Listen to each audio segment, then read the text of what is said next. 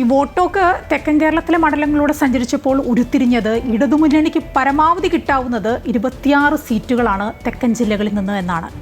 UDFന് 12, BJPക്ക് പരമാവധി 2 സീറ്റ്. പിന്നെ നമുക്കറിയാം ഒരു ഡീലായിരുന്നു കോൺഗ്രസ് പ്രധാനമായിട്ടും ഉയർത്തിയിരുന്ന ഒരു കാരണം, അതായത് CPM-ഉം BJPയും തമ്മിലുള്ള ഒരു ഡീല്. ഇന്ത്യക്ക് അവിടെ ഒരു സാധ്യതയുണ്ട്. നമ്മൾ വളരെയധികം ശ്രദ്ധിക്കപ്പെടാതെ പോകുന്നൊരു മണ്ഡലമുണ്ട്, ചാത്തന്നൂർ.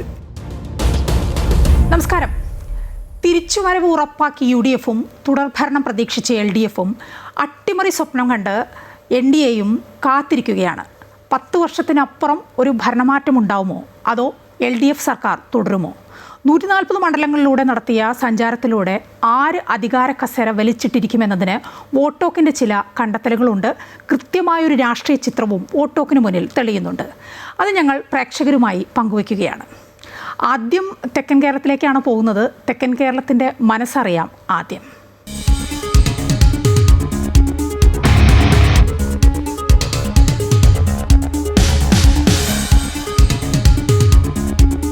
വിനീഷ്, തെരഞ്ഞെടുപ്പ് ഫലം കാത്തിരിക്കുകയാണ്. മുന്നണികൾ മാത്രമല്ല, വോട്ടർമാരും നമ്മളുമൊക്കെ അത് കാത്തിരിക്കുകയാണ്. സാധാരണക്കാരുടെ ഒരു ചോദ്യം വരുന്നുണ്ട്, ആരായിരിക്കും നമ്മുടെ അടുത്ത മുഖ്യമന്ത്രി എന്ന ഒരു ചോദ്യമുണ്ട്. അപ്പോഴാണ് മുഖ്യമന്ത്രി ആരാണെന്ന് അറിയുമെങ്കിൽ ഏത് മുന്നണി അധികാരത്തിൽ വരുമെന്ന ഒരു സംശയമുണ്ട്. മുൻകാലങ്ങളിലൊക്കെ ഏറെക്കുറെ ഒരു ഉറപ്പ് പറയാൻ പറ്റുമായിരുന്നു ആര് എന്ത് എന്നൊക്കെ കൂടി. പക്ഷേ ഇത്തവണ പല സംശയങ്ങളും വരുന്നുണ്ട്. അത് ഈ പ്രചരണ സമയത്ത് തൊട്ടേ ഉണ്ട്. പല രീതിയിലും പല സംശയങ്ങളുമുണ്ട്. അത് ഓരോ മണ്ഡലങ്ങൾ കേന്ദ്രീകരിച്ച് തന്നെ ഉണ്ട്, അങ്ങനെ വരുന്നുണ്ട്. പക്ഷെ നമ്മൾ ഈ നടത്തിയ ഒരു സഞ്ചാരം, 140 മണ്ഡലങ്ങളിലൂടെ വോട്ടോക്ക് നടത്തിയ ഒരു കണ്ടെത്തലുകൾ, നമ്മുടെ ഒരു അന്വേഷണം, അതിലൂടെയൊക്കെ പുറത്തു വന്ന നമ്മൾ മനസ്സിലാക്കിയ കുറച്ച് കാര്യങ്ങളുണ്ട്. അതാണ് നമ്മളിപ്പോൾ പ്രേക്ഷകരിലേക്ക് എത്തിക്കേണ്ടത്, അല്ലേ? തീർച്ചയായിട്ടും. കാരണം നമ്മൾ ഈ വോട്ടോക്ക് തെരഞ്ഞെടുപ്പിന് മുമ്പ് അല്ലെങ്കിൽ വോട്ടിങ്ങിന് മുമ്പ് ഒരു പഠനം നടത്തുകയും അത് നമ്മൾ വിശകലനം ചെയ്യുകയും ചെയ്തു. പക്ഷേ അത് ഒരു പരിധിവരെയൊക്കെ അതിൽ ചില മാറ്റങ്ങളും ഒക്കെ വന്നിട്ടുണ്ട്. അപ്പോൾ നമ്മളിപ്പം ആദ്യം ചർച്ച ചെയ്യാൻ പോകുന്നത് ദക്ഷിണ കേരളമാണ്. അതായത് തിരുവനന്തപുരം, ആലപ്പുഴ, കൊല്ലം, പത്തനംതിട്ട, ഈ 4 ജില്ലകൾ. ഈ 4 ജില്ലകൾ ഏതാണ്ട് 39 സീറ്റാണ് ഈ 4 ജില്ലകളുള്ളത്. ഈ 39 സീറ്റ് ഇത്തവണ ആർക്കൊപ്പം നിൽക്കും എന്നതാണ് നമ്മൾ പ്രധാനമായിട്ടും ആദ്യത്തെ ഈ എപ്പിസോഡിൽ ചർച്ച ചെയ്യാൻ ആഗ്രഹിക്കുന്നത്. നമുക്കറിയാം കഴിഞ്ഞ തെരഞ്ഞെടുപ്പ് ആയിട്ട് ഒരു താരതമ്യം അവിടെ ആവശ്യമായി വരികയാണ്. ഈ 39 സീറ്റിൽ UDFന് കിട്ടിയത് 4 സീറ്റാണ്. 35 സീറ്റ് ഒപ്പം നിന്ന അവിടെ നിന്നാണ് നമ്മൾ ഈ പുതിയ തെരഞ്ഞെടുപ്പിലേക്ക് 5 വർഷത്തിന് ഇപ്പുറം എത്തുന്നത്. അപ്പോൾ ഈ ഒരു സാഹചര്യത്തിൽ നമുക്ക് ഈ ഓരോ ജില്ലകളുടെ സവിശേഷത ഒക്കെ പറഞ്ഞു. നമുക്കൊരു കാര്യം അറിയാം, ആ കഴിഞ്ഞ ഒരു തെരഞ്ഞെടുപ്പിൻ്റെ അത്രയും ഒരു ഏകപക്ഷീയത ഇത്തവണ ഉണ്ടാവില്ലെന്നാണ് നമ്മൾ ഈ മണ്ഡലങ്ങളിലൂടെയൊക്കെ നടത്തിയ ചർച്ചകളുടെയും അല്ലെങ്കിൽ ആ ഒരു പഠനത്തിൻ്റെയും ഒക്കെ ഒരു ഫലം എന്ന് പറയുന്നത്. നമുക്ക് ആദ്യം തിരുവനന്തപുരത്തേക്ക് പോകാം. തിരുവനന്തപുരത്ത് 14 മണ്ഡലങ്ങളാണുള്ളത്. ഈ 14-ൽ കഴിഞ്ഞ തവണ ഒരു സീറ്റ് മാത്രമാണ് UDFന് കിട്ടിയത്. കോവളത്ത് വിൻസെൻ്റ് ജയിച്ചു, അത് മാത്രമേ ഉള്ളൂ. അതിലിപ്പോഴും UDFന് ഒരു പ്രതീക്ഷയുണ്ട്.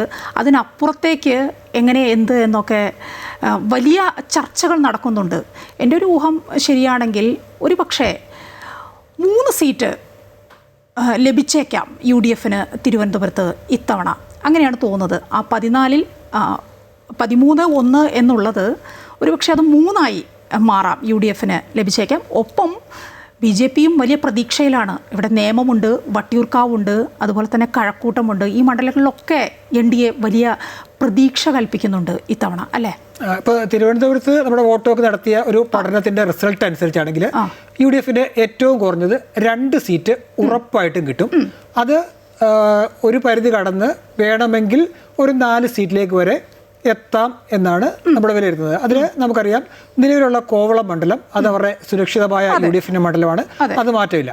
അപ്പോൾ അതിന് പുറമെ തിരുവനന്തപുരം സെൻട്രലിൽ വലിയൊരു സാധ്യത, അതായത് 2ാമത് UDFന്റെ ഒരു മണ്ഡലം തിരുവനന്തപുരത്ത് കിട്ടുകയാണെങ്കിൽ അത് തിരുവനന്തപുരം സെൻട്രലാണ്. സെൻട്രലിലെ വോട്ടർമാർ CP ജോണിന് കൈ കൊടുക്കും. അതിന് വലിയൊരു സാധ്യതയുണ്ട്. ഈ 2 മണ്ഡലങ്ങളാണ് ഏകദേശം ഉറപ്പിച്ചിരിക്കുന്നത്. എന്നാൽ ഇതിനപ്പുറത്തേക്ക് വേണമെങ്കിൽ അരുവിക്കരയോ അല്ലെങ്കിൽ വട്ടിയൂർക്കാവോ ഒക്കെ വേണമെങ്കിൽ UDFന് പിടിച്ചെടുക്കാൻ കഴിയും. അതായത് ഒരു ചെറിയ തരംഗമൊക്കെ ഉണ്ട് എന്ന് വന്നാൽ ഒരുപക്ഷെ ആ സ്ഥാനാർത്ഥികളുടെ മികവും കെ മുരളീധരനെ പോലെയുള്ള ഒരു നേതാവ് മത്സരിക്കുകയൊക്കെ ചെയ്യുമ്പോൾ ഒരു സാധ്യത വട്ടിയൂർക്കാവിലുണ്ട്. അങ്ങനെ ഒരു മൂന്നാമതൊരു മണ്ഡലം കിട്ടുകയാണെങ്കിൽ അത് വട്ടിയൂർക്കാവായിരിക്കും. നാലാമത് ഒരു മണ്ഡലം എന്ന് പറയുന്നത് അരുവിക്കരയാണ്. അതാണ് ഒരു നമ്മൾ നടത്തിയ പഠനത്തിന്റെ ഒരു ഇത്. ഇനി അതിലൊക്കെ അപ്പുറത്തേക്ക് എന്തെങ്കിലും സംഭവിക്കുമോ എന്ന കാര്യത്തിലൊക്കെ നമുക്ക് വേണമെങ്കിൽ, കാരണം ഇത് വോട്ടർമാരുടെ മനസ്സിലിരിക്കുന്ന ഒരു കാര്യമാണ്. കാരണം നമ്മൾ നടത്തുന്ന പഠനം എപ്പോഴും അതിൻ്റെ ഒരു ഉപരി തലത്തിൽ നിന്നുകൊണ്ട് മാത്രമാണ്. നമ്മളത് അതിലേക്ക് ഇറങ്ങിച്ചെന്നെങ്കിൽ കൂടിയും ഓരോ വോട്ടറുടെയും മനസ്സ്, കാരണം നമുക്കറിയാം ചിലപ്പോൾ 1000 വോട്ടിനോ 2000 വോട്ടിനോ ഒക്കെ ഫലം മാറി മറിയാവുന്ന തരത്തിൽ ചില മണ്ഡലങ്ങളൊക്കെ വലിയ ശക്തമായ മത്സരം. 1000-ലേക്കൊന്നും പോകേണ്ട, അതിന് താഴെ വരെ വന്ന അനുഭവങ്ങളുണ്ട്. ഉണ്ട്. അല്ല, പിന്നെ രണ്ടാമത് ഇപ്പോൾ നമ്മൾ പറഞ്ഞത് BJPയുടെ ഒരു സാധ്യതയാണ്. കാരണം അത് തിരുവനന്തപുരത്ത് BJPക്ക് 2 തരത്തിലുള്ള സാധ്യതകളാണ് ഉള്ളത്. വേണമെങ്കിൽ BJPക്ക് ഒരു 2 സീറ്റ് ഉറപ്പായും കിട്ടാവുന്ന ഒരു സാഹചര്യമാണ് നിലവിൽ ഉള്ളത്. അതിന് നിയമവും കഴക്കൂട്ടവുമാണ് നമ്മുടെ വിലയിരുത്തൽ പ്രകാരം BJPക്ക് കിട്ടാവുന്നത്. അത് 4 വരെ വേണമെങ്കിൽ BJPക്ക് എത്തിക്കാം. അതിന് പല ഘടകങ്ങളുണ്ടാകും. പക്ഷേ അതിനേക്കാൾ ഉപരി ശ്രദ്ധേയമായ മറ്റൊരു കാര്യം, BJP കൂടുതൽ 2ാം സ്ഥാനം ഉറപ്പിക്കുന്നു എന്നുള്ളതാണ്. അതായത് തിരുവനന്തപുരം ജില്ലയിൽ BJP 2ാം സ്ഥാനത്തേക്ക് പല മണ്ഡലങ്ങളിൽ എത്തുന്നു. അതായത് ഒരു BJPയും അല്ലെങ്കിൽ ഒരു NDAയും LDFും തമ്മിലുള്ള ഒരു പോരാട്ടത്തിലെ തലത്തിലേക്ക് തിരുവനന്തപുരം ജില്ല 2ാം സ്ഥാനത്തേക്ക് എത്തുക എന്ന് പറയുമ്പോൾ നിയമം കഴക്കൂട്ടം അതൊക്കെ അഥവാ ജയിച്ചില്ലെങ്കിൽ 2ാം സ്ഥാനത്ത് തന്നെയാണ്, അതിൽ തർക്കമൊന്നുമില്ല. വട്ടിയൂർക്കാവിൻ്റെ കാര്യത്തിൽ ഞാൻ അങ്ങനെ ഉറപ്പ് പറയില്ല. വോട്ടൊക്കെ നടത്തിയ അന്വേഷണങ്ങളിൽ അതിൽ അത്ര ഉറപ്പ് നമുക്ക് പറയാനാവില്ല. പക്ഷെ മറ്റൊന്ന്, ഈ 2ാം സ്ഥാനത്തേക്ക് വരുന്നത് കാട്ടാക്കട, അതിന് വലിയ സാധ്യതയുണ്ട്. അതുപോലെ തന്നെ നെടുമങ്ങാട്, ഇതൊക്കെ NDA 2ാം സ്ഥാനത്തേക്ക് വരാവുന്ന മണ്ഡലങ്ങളാണ്. അതെ, തീർച്ചയായിട്ടും. കാരണം അതാ പറഞ്ഞത്, ഈ 2ാം സ്ഥാനത്തേക്ക് കൂടുതൽ മണ്ഡലങ്ങൾ വരുന്നത് മാത്രമല്ല, ഈ പറഞ്ഞതുപോലെ ഒരു ത്രികോണപ്പോര് കറക്റ്റ് നടന്നാൽ, ഇപ്പോൾ വട്ടിയൂർക്കാവിൽ ഒരു കറക്റ്റ് ത്രികോണപ്പോരാണ് ഉണ്ടായിട്ടുള്ളത്. അതായത് വോട്ട് കൃത്യമായിട്ട് ഡിവൈഡ് ചെയ്തൊക്കെ പോകുന്ന ഒരു സാഹചര്യം ഉണ്ടായാൽ അവിടെയും ഒരുപക്ഷെ 2ാം സ്ഥാനം എന്ന് പറയുന്നത്, അല്ലെങ്കിൽ അത് 2ാം സ്ഥാനത്തിന് തുല്യമായ 3ാം സ്ഥാനം അവിടെയാണ്. കാരണം വലിയ വ്യത്യാസമില്ലാതെ ഇപ്പോൾ 1000-2000 വോട്ടിനൊക്കെ ഉണ്ടാകുന്ന വ്യത്യാസം നമ്മൾ അങ്ങനെ ഒരു 3ാം സ്ഥാനത്തേക്കായിട്ട് ഏത് പാർട്ടിയാണെങ്കിലും കരുതേണ്ട കാര്യമില്ല. അങ്ങനെ ഒരു സാഹചര്യം ഉണ്ടാകും. അതായത് ഒരു പ്രധാനപ്പെട്ട ഒരു പ്രതിപക്ഷ കക്ഷി തിരുവനന്തപുരത്തിലെ പോരാട്ടം എന്ന് പറയുന്നത് BJPയും CPMും തമ്മിൽ, അല്ലെങ്കിൽ ഇടതും NDAയും തമ്മിലുള്ള തരത്തിലേക്ക് കാര്യങ്ങൾ മാറുന്നു എന്നതാണ് ഒരു തെരഞ്ഞെടുപ്പ്. പിന്നെ നമുക്കറിയാം, ഒരു ഡീലായിരുന്നു കോൺഗ്രസ് പ്രധാനമായിട്ടും ഉയർത്തിയിരുന്ന ഒരു കാരണം. അതായത് CPMും BJPയും തമ്മിലുള്ള ഒരു ഡീല്. പക്ഷേ ആ ഡീല് ഒരു തരത്തിലും വർക്ക് ചെയ്യാത്തൊരു മണ്ഡലം, ഒരു സ്ഥലമായിട്ട് തിരുവനന്തപുരം മാറും. കാരണം ഇവിടെ CPM ഒരു ഡീല് വെച്ച് BJP ഏതെങ്കിലും ഒരു സീറ്റിലേക്ക് CPM ജയിപ്പിക്കുകയാണെങ്കിൽ അവിടെ നഷ്ടപ്പെടുന്ന ആ സീറ്റ് കഴിഞ്ഞ തവണ ഇടതുമുന്നണിക്ക് കിട്ടിയ സീറ്റാണ്. കാരണം 14-ൽ 13 കിട്ടിയ സ്ഥലത്ത് നിന്നാണ് വരുന്നത്. അപ്പോൾ അവിടെ ഒരു സീറ്റ്, തങ്ങളുടെ സീറ്റ് നഷ്ടപ്പെടുത്തി BJPയെ വിജയിപ്പിക്കേണ്ട ഒരു ആവശ്യത്തിലേക്ക് ഒരിക്കലും CPMന് അല്ലെങ്കിൽ ഇടതുപക്ഷത്തിന് പോകേണ്ട ഒരു ആവശ്യം തിരുവനന്തപുരം ജില്ലയില്ല. അതുകൊണ്ട് തന്നെ ആ പറയുന്ന ഡീലൊന്നും ഇല്ല. പിന്നെ ഈ ഡീല് പറഞ്ഞതുകൊണ്ട് UDFന്റെ ഒരു ന്യൂനപക്ഷ വോട്ടിന്റെ ഒരു ഏകീകരണം ഉണ്ടാക്കാൻ കഴിഞ്ഞിട്ടുണ്ട്. അപ്പോൾ അത് മറ്റൊന്ന് ബിനീഷ, ഇത്തവണ തിരുവനന്തപുരത്തിൻ്റെ രാഷ്ട്രീയ ചിത്രം മൊത്തത്തിൽ മാറിയിട്ടുണ്ട്. അതിന് ഏറ്റവും വലിയ കാരണം കോർപ്പറേഷനിലെ NDAയുടെ വിജയമാണ്. അപ്രതീക്ഷിതമായാണ് അങ്ങനെ ഒന്നിലേക്ക്, അത് മറ്റു മുന്നണികളൊന്നും പ്രതീക്ഷിച്ചിരുന്നില്ല. പക്ഷേ NDAയ്ക്ക് ഉറപ്പുണ്ടായിരുന്നു, അവർക്ക് നേടിയെടുക്കുമെന്നൊരു പ്രതീക്ഷയുണ്ടായിരുന്നു. അതും വോട്ടർമാരിൽ വലിയ സ്വാധീനം ചെലുത്തിയിട്ടുണ്ട് നിയമസഭാ തെരഞ്ഞെടുപ്പിൽ. അതാണ് കാരണം വെച്ചാൽ ഈ BJPക്ക് ജയിക്കാൻ പറ്റുമോ ഇല്ലയോ എന്നൊരു ചോദ്യമാണ്. കാരണം ജയിക്കുകയാണെങ്കിൽ വോട്ട് ചെയ്യാവുന്ന ഒരു വിഭാഗം ഇവിടെയുണ്ട്, ന്യൂട്രലായിട്ടുള്ള ആൾക്കാർ. അപ്പം BJPക്ക് ജയിക്കാൻ കഴിയും എന്ന് വരുമ്പോൾ ആ ഒരു ആത്മവിശ്വാസം ഉള്ളപ്പോൾ ആ സ്ഥാനാർത്ഥി ജയിക്കാൻ സാധ്യതയുള്ള സ്ഥാനാർത്ഥിക്ക് വോട്ട് ചെയ്യാനുള്ള ഒരു ടെൻഡൻസി പൊതുവെ നമുക്ക് മലയാളികളിലെ ഒരു നിഷ്പക്ഷ വോട്ടർമാർക്കുണ്ട്. അപ്പോൾ അങ്ങനെ ആ ഒരു തരത്തിലേക്ക് വേണമെങ്കിൽ ഒക്കെ പോവാം. എന്തായാലും ഇപ്പോൾ കോർപ്പറേഷൻ നടന്നതും ഒരു BJPയും CPMും തമ്മിലുള്ള, അല്ലെങ്കിൽ ഇടതുമുന്നണിയുമായിട്ടുള്ളൊരു ഒരു ഫൈറ്റാണ്. ആ ഒരു തലത്തിലേക്ക് തിരുവനന്തപുരം ജില്ല പതുക്കെ മാറി വരുന്നു എന്നുള്ളത് കൊണ്ട് തന്നെ ഇവിടെ എന്തായാലും ഈ ഭാവിയിലായാലും ഈ ചില കോൺഗ്രസിന്റെ പോക്കറ്റ്, ഇപ്പം കോവളം പോലെയുള്ള ചില സുരക്ഷിതമായ സ്ഥലങ്ങൾ ഒഴികെ ആ രീതിയിലേക്ക് കാര്യങ്ങൾ മാറുന്ന തരത്തിൽ തന്നെയാണ് തിരുവനന്തപുരത്ത് പോകുന്നത്. ഏതാണ്ട് തിരുവനന്തപുരത്ത് ഇനി എത്ര ഇടതുമുന്നണിക്ക് താഴ്ന്നാലും അത് ഒരു 10 സീറ്റ് അല്ലെങ്കിൽ ഒരു 8 സീറ്റ് താഴോട്ട് ഒരു കാരണവശാലും പോവില്ല. അതായത് ഇവിടുത്തെ 14 സീറ്റിൽ ഒരു ഭൂരിപക്ഷം, നേരിയ ഭൂരിപക്ഷമെങ്കിലും ആ ഒരു ഉറപ്പ് LDF-ന് എല്ലാ കാലത്തുമുണ്ട്. അത് ഉറപ്പിച്ച് തന്നെ ഇത്തവണയും നിർത്താം. കൊല്ലത്തേക്ക് വന്നാൽ, കൊല്ലം എന്നും ഇടതുപക്ഷത്തിൻ്റെ സ്വന്തം ജില്ലയാണ് കൊല്ലം. പക്ഷേ അതിനൊക്കെ ചില മാറ്റങ്ങൾ വന്ന് ഇപ്പോൾ ഈ 2025 തദ്ദേശ തെരഞ്ഞെടുപ്പിലാണ് വലിയ വിള്ളലാണ് കൊല്ലത്ത് ഉണ്ടായത്. അതിൻ്റെ ഒരു സ്വാധീനം വോട്ടർമാർക്കുള്ളിൽ ഉണ്ട്. ഇപ്പോൾ കഴിഞ്ഞ തവണ എന്ന് പറഞ്ഞാൽ കൊല്ലത്തെ 11 മണ്ഡലങ്ങളിൽ 9 കയ്യിലടക്കിയത് LDF ആണ്. ഇത്തവണ പക്ഷേ UDF ഈ തിരുവനന്തപുരത്തെ പോലെ തന്നെ അവിടെയും പ്രതീക്ഷ വെച്ച് പുലർത്തുന്നുണ്ട്. അവിടെ അന്നുണ്ടായിരുന്നത് കരുനാഗപ്പള്ളിയും കുണ്ടറയും മാത്രമാണെങ്കിൽ ഇത്തവണ അതിനൊപ്പം കൊല്ലം പ്രതീക്ഷിക്കുന്നുണ്ട്, ചവറ പ്രതീക്ഷിക്കുന്നുണ്ട്. കൊല്ലത്തെ UDF BJPക്ക് അവിടേക്ക് തിരിഞ്ഞു നോക്കുകയേ വേണ്ട. NDA ആ ഭാഗത്തേക്ക് പോകണ്ട. ഏതായാലും തിരുവനന്തപുരത്ത് നിന്നാൽ മതി, കൊല്ലത്തേക്ക് പോകണ്ട. അവിടെ UDF-ഉം LDF-ഉം മാത്രം അത് നോക്കിയാൽ മതി. ഈ മായ പറഞ്ഞ പോലെ ഒരു കൊല്ലം ജില്ല എന്ന് പറയുന്നത് ഒരു ഇടതുപക്ഷത്തിൻ്റെ ഒരു സ്ഥിരം കോട്ട തന്നെയാണ്. കാരണം അവിടെ പ്രത്യേകിച്ച് കോൺഗ്രസിൻ്റെ വലിയ ഒരു സ്വാധീനം കുറേ വർഷങ്ങളായിട്ട് അങ്ങനെ ഇല്ല. ഈ കുണ്ടറയും കരുനാഗപ്പള്ളിയും ഇത് 2 മണ്ഡലങ്ങൾ പിടിച്ചത് കോൺഗ്രസ് പിടിച്ചത്. അതിൽ വളരെ എല്ലാ സ്ഥാനാർത്ഥികളെയാണ് ഏറ്റവും അധികം. കാരണം അവരുടെ ഒരു മികവ് തന്നെയാണ്. കാരണം കുണ്ടറ എന്ന് പറഞ്ഞാൽ നമുക്കറിയാം MA ബേബിയും J മേഴ്സിക്കുട്ടി MAയും ഒക്കെ കൈവശം വെച്ച സുരക്ഷിതമായ മണ്ഡലമാണ്. അവിടേക്ക് PC വിഷ്ണുനാഥിനെ പോലെയുള്ള ഒരു നേതാവ്, ഒരു സ്ഥാനാർത്ഥി എത്തിയതുകൊണ്ടാണ് ആ ഇടതിൻ്റെ കോട്ടയിൽ ഉറപ്പിച്ച, അതായത് ഈ കേരളത്തിൽ കോൺഗ്രസ് തകർന്ന കഴിഞ്ഞ തെരഞ്ഞെടുപ്പിൽ പോലും അത് 40 UDF തന്നെ 40 സീറ്റിലേക്ക് താഴ്ന്ന സാഹചര്യത്തിൽ പോലും കുണ്ടറ സുരക്ഷിതമായിട്ട് PC വിഷ്ണുനാഥിലുണ്ട്. അതുപോലെയാണ് CR മഹേഷ്. കരുനാഗപ്പള്ളിയും അങ്ങനെ ഒരു UDF-ന് അത്രയും സുരക്ഷിതമായൊരു മണ്ഡലമൊന്നും ആയിരുന്നില്ല. അത് CR മഹേഷ് എന്ന ആ വ്യക്തിയുടെ അല്ലെങ്കിൽ ആ നേതാവിൻ്റെ തന്നെ ഒരു മികവുകൊണ്ട് പിടിച്ചെടുത്താണ്. അതിന് ഇത്തവണയും യാതൊരു ഇളക്കം ഉണ്ടാവില്ല. കാരണം എന്തൊക്കെ സംഭവിച്ചാലും കൊല്ലം ജില്ലയിലെ ഈ 2 മണ്ഡലങ്ങളും നിലനിർത്തും എന്ന് തന്നെയാണ് നമ്മുടെ ഇത്. അത് അതിന് വലിയൊരു വെല്ലുവിളിയൊന്നും അവിടെ ഇല്ല. മൂന്നാമത് കൊല്ലത്ത് ഇത്തവണ കിട്ടാൻ സാധ്യതയുള്ളൊരു മണ്ഡലം എന്ന് പറയുന്നത് ചവറയാണ്. അത് ഷിബു ബേബി ജോൺ ഒരു പക്ഷേ അവിടെ വലിയ സാധ്യത കൽപ്പിക്കുന്നുണ്ട്. അങ്ങനെ കഴിഞ്ഞ തവണ UDF-ന് 2 ഉണ്ടായിരുന്നെങ്കിൽ മൂന്നാമതൊരു സീറ്റിലേക്ക് വരുന്നത് ചവറയായിരിക്കും. അവിടെ 4മതൊരു സീറ്റും നമ്മുടെ പഠനത്തിലൊരു സാധ്യത കൽപ്പിക്കുന്നുണ്ട്. അത് കൊല്ലമാണ്. അത് ബിന്ദു കൃഷ്ണ മത്സരിക്കുന്നുള്ളതാണ്. പക്ഷേ അവിടെയും ഒരു ചെറിയ പ്രശ്നമുണ്ട്. കാരണം അവിടെ UDF എന്ന് പറയുന്ന ഒരു സംവിധാനം പ്രവർത്തിച്ചില്ല എന്ന് ബിന്ദു കൃഷ്ണ തന്നെ പറയുന്ന ഒരു സാഹചര്യത്തിലുണ്ട്. അതായത് അവിടെ RSP വേണ്ട തരത്തിൽ സഹകരിച്ചില്ല. പിന്നെ കോൺഗ്രസിലെ തന്നെ വലിയ പരാതിയാണ് ഉന്നയിക്കുന്നത്. കോൺഗ്രസിലെ തന്നെ വേണ്ടത്ര തരത്തിൽ ഒരു പിന്തുണ ബിന്ദു കൃഷ്ണ കിട്ടില്ല. അങ്ങനെയുള്ളൊരു സാഹചര്യത്തിൽ അതൊരു സംശയത്തിന്റെ ഒരു പിന്നെ എല്ലാ കാലത്തും ഏത് തെരഞ്ഞെടുപ്പിലും കോൺഗ്രസിനുള്ളിൽ ഉയർന്നു വരാറുള്ള ഒരു വിഷയമാണ് അത്. ആ വിഷയം ഉയർന്നു വന്ന സ്ഥലങ്ങളിലും ജയിച്ച കഥയും ഉണ്ട്. അല്ല, വിദൂഷക മത്സരിപ്പിക്കാതിരിക്കാൻ കഴിഞ്ഞ തെരഞ്ഞെടുപ്പിലൊക്കെ നടന്ന കാര്യങ്ങളൊക്കെ നമുക്ക് മാധ്യമ രംഗത്തുള്ള നമുക്കത് വളരെ വ്യക്തമായിട്ട് അറിയാം.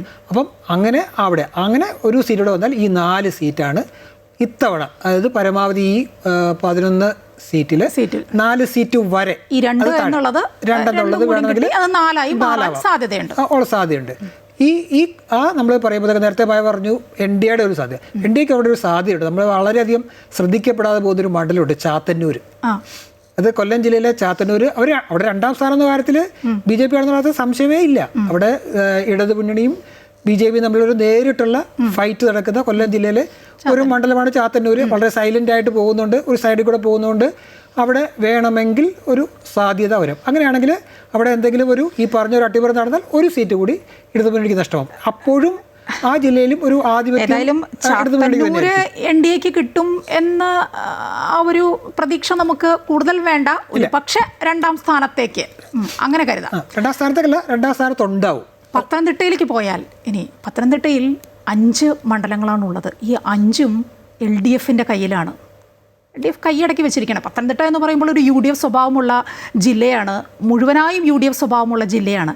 പക്ഷേ കഴിഞ്ഞ തവണ 2021 5 സീറ്റും കയ്യിലാക്കി LDF. അതിന് വലിയൊരു മാറ്റം കൊണ്ടുവരണമെന്നുള്ളത് അത് UDF-ൻ്റെ വലിയൊരു നിർബന്ധ ബുദ്ധി തന്നെയാണ്. പല ജില്ലകളും എടുക്കുമ്പോൾ അവർ മുന്നിൽ പറയുന്ന ഏറ്റവും കൂടുതൽ പറയുന്നത് പത്തനംതിട്ടയിൽ ഇനി അങ്ങനെ സംഭവിക്കില്ല, ഞങ്ങൾ പഴയ പോലെ ഞങ്ങളുടെ ആ ഒരു സ്വാധീനം അവിടെ ഇത്തവണ ഉണ്ടാക്കും എന്ന് തന്നെയാണ് പറയുന്നത്. അതിനുള്ളൊരു സാധ്യത നമ്മുടെ ഈ അന്വേഷണത്തിലും അതിന് ചെറിയ തോതിൽ സാധ്യതയുണ്ട്. ഈ 5 എന്നതിൽ ഒരു 2 സീറ്റ് UDF-ന് കിട്ടാനൊരു സാധ്യത കാണുന്നുണ്ട്. തീർച്ചയായിട്ടും. കാരണം പത്തനംതിട്ട ഒരു UDF മണ്ഡലം അല്ലെങ്കിൽ UDFനോട് ആഭിമുഖ്യം കാണിച്ചിരുന്ന ഒരു മണ്ഡലമൊക്കെ തന്നെയാണ്, ഒരു ജില്ല തന്നെയായിരുന്നു. കഴിഞ്ഞ തവണ അത് ഒരു വലിയ തോതിൽ UDFന് കൈവിട്ടു പോവുകയും ചെയ്തു. ഇത്തവണ അത്രയും വലിയ തകർച്ച ഉണ്ടാവില്ലെന്നാണ് നമുക്ക് ഇപ്പോൾ മനസ്സിലാകുന്നത്. അതായത് നേരത്തെ മായ സൂചിപ്പിച്ചതുപോലെ ഒരു 2 സീറ്റ് എങ്കിലും കിട്ടാം എന്നാണ്. കാരണം അതിൽ ആറന്മുളയും അടൂരുമാണ് ഈ പറയുന്നത്. എന്നാൽ അവിടെ ഒരു ഏകപക്ഷീയമായ ജയം എന്നൊന്നും നമുക്ക് ഇപ്പോൾ വിലയിരുത്താൻ കഴിയത്തില്ല. കാരണം ഇതിൽ വിനീഷ്, ഈ പത്തനംതിട്ട ജില്ലകളിലെ നമ്മുടെ അന്വേഷണത്തിൽ, സഞ്ചാരത്തിൽ ഈ ആളുകളൊക്കെ പറഞ്ഞപ്പോൾ നമ്മളത് കുറേ സംസാരിച്ചതാണത്. അതിൽ ആറന്മുളയാണ് അതിലേറ്റവും കൂടുതൽ വന്നത്. LDFന് കൈവിട്ടു പോകുമെന്ന് ഏറെക്കുറെ ഉറപ്പിക്കുന്ന, വോട്ടർമാർ ഉറപ്പിക്കുന്ന ഒരു മണ്ഡലം എന്ന് പറയുന്നത് ആറന്മുളയാണ്. നമ്മുടെ ആരോഗ്യമന്ത്രിയാണ് അവിടുത്തെ LDFന്റെ സ്ഥാനാർത്ഥി. അതും ശ്രദ്ധേയമാണ്. അല്ല, അവിടേക്ക് ഈ അബിൻ വർക്കി എന്നൊരു യുവ നേതാവ് വന്നതാണ് ഈ ആറന്മുള മണ്ഡലത്തിൽ. സത്യം പറഞ്ഞാൽ അതൊരു ഒരു ഭരണവിരുദ്ധ വികാരമോ അല്ലെങ്കിൽ ഒരു മന്ത്രിക്കെതിരെയുള്ള വികാരമോ ഒന്നുമല്ല. അതിനൊക്കെ അപ്പുറത്ത് ഈ അബിൻ വർക്കി എന്ന ഒരു യുവ നേതാവിന് കിട്ടാവുന്ന ഒരു സ്വീകാര്യത കൂടി അവിടെ വന്നു. അപ്പൊ ആ ഒരു സാഹചര്യം സഭയുടെ സ്വാധീനവുമുണ്ട്. അല്ല, സഭ രണ്ടും ഒരേ സഭയാണ്. ഒരേ സഭയാണ്. അപ്പം ആർക്കൊപ്പം നിൽക്കണം എന്ന കാര്യത്തിൽ വരും. അപ്പോൾ ഇത് അവിടെ ഒരു വിജയസാധ്യത, കാരണം ഇപ്പം സഭ ഒരു തീരുമാനം അങ്ങനെ എടുത്ത് ഇന്നയാൾ വോട്ട് ചെയ്യണമെന്ന് പറഞ്ഞില്ലെങ്കിൽ കൂടി സഭ വിലയിരുത്തുമ്പോൾ അല്ലെങ്കിൽ ആ വിഭാഗത്തിൽ ആൾക്കാർ വരുമ്പോൾ ഒരു വിജയസാധ്യത ഒരു യുവ നേതാവിന് ഉണ്ട് എന്നൊരു ട്രെൻഡ് ആ മണ്ഡലത്തിൽ സൃഷ്ടിക്കാനായിട്ട് UDFന് കഴിഞ്ഞിട്ടുണ്ട്. അതായത് ഈ മണ്ഡലം എന്തായാലും ആരോഗ്യമന്ത്രി ചില പ്രശ്നങ്ങളൊക്കെ വന്നതുകൊണ്ട് അവിടെ ഒരു നെഗറ്റീവ് ഉണ്ടാവും, അവിടെ പരാജയപ്പെടാൻ സാധ്യത ഉണ്ട്. പക്ഷേ അബിൻ വർക്കി എന്ന യുവ നേതാവ് മാത്രമല്ല, അറിയാമല്ലോ, ഒരു പോരാളിയായ യുവ നേതാവ് ആ ഒപ്പം നിൽക്കും എന്നൊരു നറേറ്റീവ് എന്തായാലും ആറന്മുള മണ്ഡലത്തിൽ എത്തിയിട്ടുണ്ട്. അപ്പം അത് ആണ് ഈ അബിൻ വർക്കിക്ക് ഒരു പ്ലസ് ആയിട്ട്. കാരണം ആൾക്കാർക്ക് നേരത്തെ നമ്മൾ സൂചിപ്പിച്ച പോലെ, കാരണം ജയിക്കുന്ന ഒരു സ്ഥാനാർത്ഥിക്ക് ഒപ്പം പോവുക അല്ലെങ്കിൽ അത് നല്ലൊരു സ്ഥാനാർത്ഥിയാണ്. തീർച്ചയായിട്ടും അബിൻ വർക്കി എന്ന് പറയുന്നത് അവിടെ മത്സരിപ്പിക്കാൻ, പ്രത്യേകിച്ച് ആരോഗ്യമന്ത്രിയായിരുന്ന വീണ ജോർജിനെതിരെ കൊണ്ടുവരാൻ കഴിയുന്ന ഒരു മികച്ച സ്ഥാനാർത്ഥിയാണ്. പല സ്ഥലങ്ങളിലും കോൺഗ്രസിന് ഈ സ്ഥാനാർത്ഥി നിർണ്ണയത്തിൽ വലിയ പാളിച്ചയൊക്കെ പറ്റിയിട്ടുണ്ട്. കാരണം ചില മണ്ഡലങ്ങളിൽ നിന്നാൽ ജയിക്കുന്നവരെ തോക്കുന്ന ചില മണ്ഡലങ്ങളിൽ കൊണ്ട് നിർത്തിയിട്ടുണ്ട്. ഉറപ്പായിട്ടും പിടിച്ചെടുക്കാവുന്ന മണ്ഡലങ്ങളിൽ മുന്നണികളിൽ നിന്ന് വന്ന ആളുകളെ വരെ നിർത്തിയില്ലേ UDF ഇത്തവണ, അവരുടെ ആളുകളെ മാറ്റി നിർത്തിക്കൊണ്ട്. അപ്പൊ അങ്ങനെ കുറെ പ്രശ്നങ്ങൾ അതിൽ വന്നത്, അതൊക്കെ സത്യം പറഞ്ഞാൽ ഈ ഒരു ഭരണത്തിലേക്ക് 10 വർഷം തിരിച്ചു വരാൻ ഉള്ള ആ ശ്രമത്തിന് UDFന് വലിയ തിരിച്ചടിയാകാൻ പോകുന്നത് ഇങ്ങനെയുള്ള കുറേ തീരുമാനങ്ങൾ. കാരണം ഇങ്ങനെ ചിലർ ജയിക്കേണ്ട, അത് കേരളം പോലും ആഗ്രഹിക്കുന്ന അല്ലെങ്കിൽ പൊതു സമൂഹം ആഗ്രഹിക്കുന്ന ആ സ്ഥാനാർത്ഥി ജയിച്ച് നമ്മുടെ ഒരു നിയമസഭയിൽ ഉണ്ടായാൽ നന്ന് എന്ന് വിചാരിക്കുന്ന പല സ്ഥാനാർത്ഥികളും UDFലുണ്ട്. അത് പലരും ഉറപ്പായും തോക്കാൻ സാധ്യതയുള്ള സ്ഥലങ്ങളിൽ കൊണ്ടുപോയി നിർത്തിയിട്ടുമുണ്ട്. അപ്പോൾ അതൊക്കെ ഈ UDFന്റെ ഈ വലിയ പ്രതീക്ഷയ്ക്ക്, നേരത്തെ മായ പറഞ്ഞ മുഖ്യമന്ത്രി ചർച്ചയ്ക്കൊക്കെ ഉള്ള സാധ്യത ഉണ്ടോ എന്നത് വലിയ സംശയമാണ്. കാരണം നമ്മളിപ്പം ഈ 39 നിയമസഭാ മണ്ഡലങ്ങളിലേക്ക് കടക്കുമ്പോൾ തന്നെ പരമാവധി UDFന് കിട്ടാവുന്നത് 8 മുതൽ 12 പറഞ്ഞ 2021 35 കയ്യിലടക്കിയതാണ് LDF. പക്ഷെ ഇത്തവണ ഒരിക്കലും പ്രതീക്ഷിക്കേണ്ട അത്. പക്ഷേ ഈ താഴ്ന്നാൽ പോലും അവിടെയാണ്. കാരണം ഈ 39 സീറ്റുകളിൽ 35 കിട്ടിയതിൽ ഇങ്ങോട്ട് താഴ്ന്നാൽ 26 സീറ്റ് ഏതാണ്ട് ലഭിക്കാം. ഇനി അതല്ല, ഒരു വലിയ അട്ടിമറികൾ അല്ലെങ്കിൽ വലിയ തരംഗം നമ്മൾ പോലും അറിയാതെ ഉണ്ടെങ്കിൽ പോലും അത് താഴ്ന്നു വന്നാലും 21 ചെന്ന് നിൽക്കും. അപ്പോൾ 21 താഴെ ഈ 39 സീറ്റുകളിൽ ഇടതുമുന്നണി പോകുന്ന ഒരു സാഹചര്യവും നിലവിൽ പിന്നെ ഈ ഇടതുമുന്നണിക്ക് പ്രതീക്ഷ വെച്ച് പുലർത്താവുന്ന, എക്കാലത്തും പ്രതീക്ഷ വെച്ച് പുലർത്താവുന്ന ഒരു ജില്ല ആലപ്പുഴ തന്നെയാണ്. ആലപ്പുഴ ഇടതുപക്ഷ കോട്ടയാണ് അല്ലേ? അവിടെയും വലിയ ചലനങ്ങളൊക്കെ ഇത്തവണ ഉണ്ടായിട്ടുണ്ട്. അമ്പലപ്പുഴയിലെ കാര്യമൊക്കെ നമുക്കറിയാം, ഒരു സുധാകരൻ ഫാക്ടർ. പക്ഷേ ഈ സുധാകരൻ ഫാക്ടർ വോട്ടൊക്കെ ആദ്യം നമ്മൾ ഈ മണ്ഡലങ്ങളൊക്കെ എടുക്കുമ്പോഴൊക്കെ സംസാരിക്കുമ്പോഴൊക്കെ നമുക്ക് തോന്നിയിട്ടുണ്ട്, ഒരു പക്ഷേ ഈ സുധാകരൻ ഫാക്ടർ അത് UDFന് ഗുണം ചെയ്യുമോ എന്നൊക്കെ തോന്നിയിട്ടുണ്ട്. പക്ഷേ പോളിംഗ് ദിവസവും അതിനുശേഷവും ഒക്കെ അവിടുത്തെ ശതമാനക്കണക്കും അവിടുത്തെ ആളുകളുടെ മനസ്സും ഒക്കെ നോക്കിയപ്പോൾ ഒട്ടോക്കിന് അങ്ങനെ തോന്നേയില്ല, അങ്ങനെ ഒരു ഫാക്ടറി ഇല്ല അല്ലേ? നമ്മൾ ഈ തെരഞ്ഞെടുപ്പ് പ്രഖ്യാപിക്കുന്ന ആ ഒരു സമയം, അതിനു മുമ്പ് തദ്ദേശ തെരഞ്ഞെടുപ്പിന്റെ ഫലം വന്നു കഴിഞ്ഞ ഒരു സമയം, ഈ സമയത്തിനിടയ്ക്ക് ഒരു വലിയ UDF തരംഗം ഈ സംസ്ഥാനത്ത് ഉണ്ടാവും. അങ്ങനെ ഇടതുമുന്നണി പുറകോട്ട് പോകുന്നു. തദ്ദേശ തെരഞ്ഞെടുപ്പിലെ കണക്കെടുത്താൽ ഏതാണ്ട് 89 നിയമസഭാ മണ്ഡലങ്ങളിൽ UDFന് നേരിയ ഭൂരിപക്ഷമെങ്കിലും ഉണ്ട്. അതിലൊരു 60 മണ്ഡലങ്ങളോളം ഒരു മികച്ച അത്യാവശ്യം വിജയിക്കാവുന്ന ഒരു സാഹചര്യത്തിലേക്ക് കാര്യങ്ങൾ എത്തിയിട്ടുണ്ടെന്നൊക്കെ ഒരു വിലയിരുത്തൽ ഉണ്ടായിരുന്നു. തെരഞ്ഞെടുപ്പ് പ്രഖ്യാപിക്കുന്നു. പക്ഷേ തെരഞ്ഞെടുപ്പിൻ്റെ പ്രചരണ ഘട്ടങ്ങളിലൊന്നും തന്നെ അത് ഓരോ പടിയായി താഴോട്ട് വരുന്ന ഒരു സാഹചര്യമാണ്. കാരണം വിഷയങ്ങളിലേക്ക് എടുത്താലും അങ്ങനെ ഒരു സംസ്ഥാന സർക്കാരിൻ്റെ കഴിഞ്ഞ 10 വർഷത്തെ ഭരണത്തിനെതിരെ ഒരു വലിയൊരു ആഞ്ഞടിക്കൽ അല്ലെങ്കിൽ അതിനെ ഉയർത്തിക്കൊണ്ടുവന്ന് അതിനെ ചർച്ചയാക്കാനൊന്നും UDF തയ്യാറായിട്ടുമില്ല, അങ്ങോട്ട് വന്നിട്ടില്ല. ഒരു പരിധിവരെ ഈ UDFന് അതിനൊന്നും സമയം കിട്ടിയില്ല എന്നുള്ളതാണ് സത്യം. അവർക്ക് അവരുടെ പ്രശ്നങ്ങൾ തീർക്കണമായിരുന്നു. അവരുടെ സ്ഥാനാർത്ഥികളെ നിർണയിച്ച കാര്യത്തിൽ പ്രശ്നങ്ങളുണ്ടായിട്ടുണ്ട്. സുധാകരൻ ഫാക്ടർ, അത് G സുധാകരൻ ഫാക്ടർ അല്ല പറയുന്നത്, K സുധാകരൻ ഫാക്ടർ, അങ്ങനെ കുറേ പ്രശ്നങ്ങളുണ്ടായിരുന്നു UDFൽ. അല്ല, അതാ ഞാൻ പറഞ്ഞത്. കാരണം അതുകൊണ്ടാണ് ഞാൻ പറഞ്ഞത്, ആ ഗ്രാഫ് താഴ്ന്നത്, അതായത് ഉയർന്നു നിന്ന ഒരു ഗ്രാഫ്, തദ്ദേശ സ്വയംഭരണ തെരഞ്ഞെടുപ്പിൽ ഉയർന്നു നിന്ന ഗ്രാഫ് ഈ തെരഞ്ഞെടുപ്പ് പ്രഖ്യാപന സമയത്തേക്ക് അടുത്തപ്പം താഴ്ന്നു. പ്രചരണം തുടങ്ങിക്കഴിഞ്ഞപ്പോൾ വീണ്ടും ആ ഗ്രാഫ് താഴ്ന്നു. പക്ഷേ നമ്മൾ നേരത്തെ കഴിഞ്ഞ തവണത്തെ UDFൻ്റെ ഒരു പ്രകടനവും ഇത്തവണത്തെ പ്രകടനവും തമ്മിൽ നോക്കുമ്പോൾ ആ ഗ്രാഫ് ഉയർന്നു നിൽക്കും, അത് യാതൊരു സംശയമില്ല. കാരണം ഒരു നേരിയ ഭൂരിപക്ഷത്തോടു കൂടിയെങ്കിലും ഇടതുമുന്നണി 3.0 എന്ന് വേണേൽ പറയാം അല്ലേ, 3.0യ്ക്ക് ഒരു സാധ്യത നിലനിൽക്കുന്നുണ്ട്.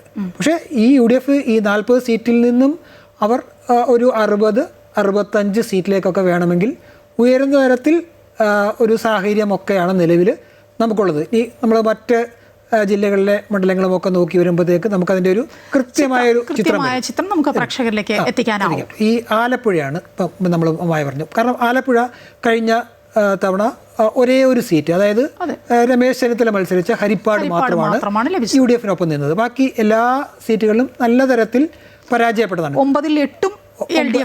9 സീറ്റുണ്ടായിരുന്ന 8 സീറ്റും LDFനൊപ്പം നിന്നാണ്. ഇത്തവണ ഒരു പക്ഷേ ഒന്നെന്നുള്ളത് ഒരു 3 സീറ്റ് വരെ ഉയരാമെന്നാണ് എനിക്ക് പ്രധാനമായിട്ട് നമ്മൾ മനസ്സിലാക്കുന്ന ഒരു തരത്തിലേക്ക് വന്നത്. അത് വേണമെങ്കിൽ അരൂരും കുട്ടനാടും ഒക്കെ UDFന് പ്രതീക്ഷ മണ്ഡലമാണ്. പക്ഷേ അവിടെ പോലും ഈ പറയുന്ന അമ്പലപ്പുഴയുടെ കാര്യം നമ്മൾ നേരത്തെ സൂചിപ്പിച്ചു. അമ്പലപ്പുഴയുടെ കാര്യത്തിൽ ഉറപ്പിക്കാൻ കേട്ടോ, അവിടെ സലാം ജയിക്കും. കാരണം ഈ Sudhakaran factor, G Sudhakaran factor കഴിഞ്ഞ തെരഞ്ഞെടുപ്പിലുണ്ട്. കാരണം കഴിഞ്ഞ തെരഞ്ഞെടുപ്പിൽ ഇതിനേക്കാൾ കൂടുതൽ G സുധാകരൻ ഫാക്ടർ ഉണ്ട്. കാരണം അദ്ദേഹം ഒരു മന്ത്രിയായി നിന്ന് മണ്ഡലത്തിൽ വളരെ സജീവമായി കാര്യങ്ങളെല്ലാം കൊണ്ടുപോയി നിൽക്കുന്ന സമയത്താണ് അദ്ദേഹത്തോട് മത്സരിക്കേണ്ട എന്ന് പറഞ്ഞ് അദ്ദേഹത്തെ പൂർണ്ണമായും മാറ്റി നിർത്തുന്നത്. അതിനുള്ള പ്രതിഷേധമൊക്കെ അദ്ദേഹം പല തരത്തിൽ പല തട്ടുകളിൽ പ്രകടമാക്കി തന്നെ നമ്മൾ കണ്ടിട്ടുണ്ട്. ആ ഒരു സാഹചര്യത്തിൽ സുധാകരൻ അവിടെ പ്രവർത്തിച്ചില്ല. അന്ന് സുധാകരനൊപ്പം ഉണ്ടായിരുന്ന കുറെ അണികൾക്ക് ഒരു സഹതാപമൊക്കെ കൂടി ഉണ്ടായിരുന്നു. പക്ഷേ ഇത്തവണ സഹതാപമൊന്നുമല്ല ആലപ്പുഴയിലെ സഖാക്കളിൽ നിന്ന് നമ്മൾ കണ്ടത്. ഇല്ല, കാരണം G സുധാകരൻ അങ്ങനെ ഒരു സഹതാപത്തിന്റെ പ്രസക്തി അവിടെ ഉദ്ദേശിക്കുന്നില്ല. കാരണം പലതവണ MLA ആയി, VS മന്ത്രിസഭയിലും പിണറായി മന്ത്രിസഭയിലും ഒക്കെ മന്ത്രിയായി. അങ്ങനെ ഒരു പാർട്ടി അങ്ങനെ തഴഞ്ഞ ഒരു വ്യക്തിയൊന്നും അങ്ങനെ പറയാൻ പറ്റില്ല. അപ്പം അങ്ങനെ ഒരു പരിവേഷം ഇല്ല. തഴയാൻ നല്ലപോലെ അറിയുന്ന പാർട്ടിയാണ് CPM. അവർ തഴഞ്ഞ ഒട്ടേറെ പേർ ഇപ്പോഴും മൗനം പാലിക്കുന്ന ആളുകളുണ്ട്. അത് നോക്കുമ്പോൾ സുധാകരന്റെ കാര്യം വിഷയമേ അല്ല. G സുധാകരനേക്കാൾ ഇപ്പോഴും സജീവമായി നിൽക്കുന്ന മുതിർന്ന മറ്റു നേതാക്കൾ കഴിഞ്ഞ തവണ കിട്ടിയിരുന്നില്ല, ഇത്തവണയും കിട്ടിയില്ല. തോമസ് ഐസക് ഉണ്ട്, AK ബാലനുണ്ട്, അങ്ങനെ പല പ്രധാനപ്പെട്ട നേതാക്കൾ, ജയരാജനുണ്ട്. അപ്പം ഈ ഒരു രീതിയെ കൊണ്ടാണ്. കാരണം അതിനെ ഒരു പക്ഷേ നമ്മളിപ്പം നമ്മളിപ്പോൾ എന്താണ് ചില കോൺഗ്രസിലെ അവിൻ വർക്കിയെ പോലുള്ളവരൊക്കെ വിജയിക്കുമെന്ന ഒരു സാധ്യത കേരളം കൽപ്പിക്കുന്നതിൻ്റെ കാരണം തന്നെ ഒരു പുതിയ തലമുറ മികച്ച നേതാക്കന്മാർ വരണമെന്നാണ്. അപ്പം പലതവണ 5ഉം 6ഉം തവണയൊക്കെ മത്സരിച്ചവർ തന്നെ മത്സരിക്കണം എന്നൊരു വാശി ജനങ്ങൾക്കില്ല. പുതിയ തലമുറയ്ക്ക് ആ ഒരു പരീക്ഷണം ആദ്യം നടത്തിയതും CPM തന്നെയാണ്. കഴിഞ്ഞ മന്ത്രിസഭ ക്യാബിനറ്റ് എടുത്ത് നോക്കിയാൽ നമുക്കറിയാം, ഈ പഴയ ആളുകളെ മുഴുവൻ മാറ്റി അതാണ് ഉണ്ടായത്. എല്ലാം പുതിയ ആളുകൾ വരുന്നു, പഴയ ആളുകളെ മുഴുവൻ പാടെ പിണറായി മാറ്റുകയാണ് ചെയ്തത്. ആ പരീക്ഷണത്തിൽ വിജയിച്ചോ എന്ന് നമുക്ക് പറയാൻ പറ്റില്ല. അത് മെയ് 4 റിസൾട്ട് വരുമ്പോൾ മാത്രമേ അറിയുള്ളൂ. അല്ല, അതിന്റെ റിസൾട്ട് ഈ അവരുടെ പാർട്ടിക്കുള്ളിൽ തന്നെ CPM-നുള്ളിൽ തന്നെയാണ് പ്രതിഫലിക്കുക. കാരണം അവിടുത്തെ വളർന്നു വരുന്ന നേതാക്കന്മാർക്ക് അവരുടെ DYFI-യിലും SFI-യിലും ഒക്കെ അടക്കം പ്രവർത്തിക്കുന്നവർ, യുവാക്കളായിട്ടുള്ള നേതാക്കന്മാർ, ഇവർക്കൊക്കെ വലിയൊരു പ്രതീക്ഷ നൽകും. കാരണം നമുക്കൊരു സ്പേസ് ഉണ്ട്, ഈ പാർട്ടിയിൽ നമുക്കൊരു സ്പേസ് ഉണ്ടെന്നൊരു തോന്നൽ വരുത്തുന്ന ഒരു സാഹചര്യം ഉണ്ടാകുമ്പോൾ തീർച്ചയായിട്ടും അവർ കുറച്ച് ആത്മാർത്ഥമായി കൂടുതൽ രംഗത്ത് വരും. ഈ പറഞ്ഞ മന്ത്രിസഭയിലൊക്കെ ഉണ്ടാക്കിയ ഒരു മാറ്റം. പക്ഷേ ഇത്തവണ ഇടതുപക്ഷം ചെയ്ത വേറൊരു കാര്യമുണ്ട്. ഇത്തവണ അവർ ഈ സിറ്റിംഗ് MLA-മാരെ കൂടുതൽ നിലനിർത്തിയിട്ടുണ്ട്. അപ്പോൾ കഴിഞ്ഞ തവണ ഒരു തലമുറ മാറ്റം വരുത്തിയിട്ടുണ്ട്. അവർക്ക് ഒരു 5 വർഷം കൊണ്ട് അവർ ഒരു പക്വതയിൽ എത്തിയിട്ടുണ്ടാകും. ഇത് വീണ്ടും പ്രയോഗിക്കാം. കാരണം അവർക്ക് ഒരു 5 വർഷം കൊണ്ട് മാറ്റേണ്ടതായിരുന്നില്ല. പലരും പുതിയതായി ആദ്യമായി ഒക്കെ വന്നവരും ഒക്കെ അതിനകത്തുള്ളതുകൊണ്ട് അവർക്ക് വീണ്ടും ഒരവസരം കൂടെ കൊടുക്കുകയാണ്. എന്ന് പറഞ്ഞാൽ ഇവർ കഴിഞ്ഞ തവണ എന്തെങ്കിലും നിങ്ങൾക്ക് വീഴ്ച പറ്റിയിട്ടുണ്ടെങ്കിൽ അതെല്ലാം അവർ തീർത്തും. അത് അവരുടെ ഒരു പ്രായോഗികമായ സൗകര്യങ്ങളുടെ കുറവ് കൊണ്ടാണെന്ന് വരുത്തുന്നു. അങ്ങനെ അതിൽ നിന്നും അവരെ വീണ്ടും ഒരു അവസരം കൊടുക്കുക. അങ്ങനെ സിറ്റിംഗ് MLA-മാരെ കൊടുത്തത് ഇതോടെ വലിയ ഗുണം ചെയ്യുമെന്നാണ് നമ്മളിപ്പോൾ നടത്തിയ ഈ പഠനത്തിലൂടെ വ്യക്തമാകുന്നത്. തീർച്ചയായും വിനീഷം, ഈ വോട്ടോക്ക് തെക്കൻ കേരളത്തിലെ മണ്ഡലങ്ങളിലൂടെ സഞ്ചരിച്ചപ്പോൾ ഉരുത്തിരിഞ്ഞത് ഇടതുമുന്നണിക്ക് പരമാവധി കിട്ടാവുന്നത് 26 സീറ്റുകളാണ് തെക്കൻ ജില്ലകളിൽ നിന്ന് എന്നാണ്. UDF-ന് 12, BJP-ക്ക് പരമാവധി 2 സീറ്റ്. ഏതായാലും നോക്കാം വോട്ടോക്കിൻ്റെ വിലയിരുത്തൽ എത്ര കണ്ട് കൃത്യമാവുമെന്ന് നമുക്ക് മെയ് 4 രാവിലെ ഒരു 11:30 വ്യക്തമാവും. നമസ്കാരം.